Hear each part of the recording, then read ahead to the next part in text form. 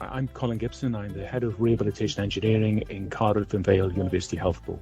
I'm also a consultant clinical scientist specialising in clinical biomedical engineering and have an honorary position within Cardiff's University School of Engineering. What qualifications did you take to be a consultant clinical scientist? I went a traditional route of a degree in electrical and electronic engineering, a master's, and then a PhD.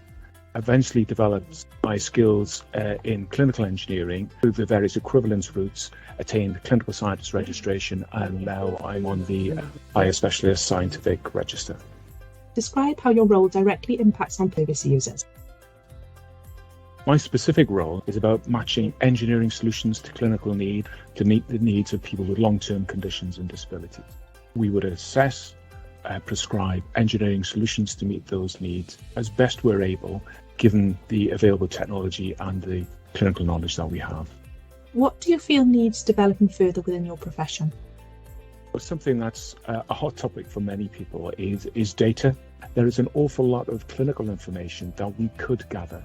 Now, what that data can also do is actually build an overarching view of what is effective and isn't when it comes to the nature of the technologies that we use.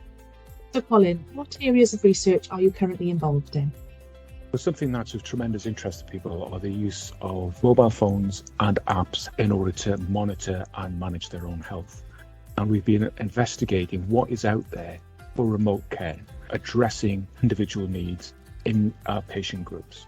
This applies across the board, actually. It's not just in rehabilitation engineering, but across healthcare.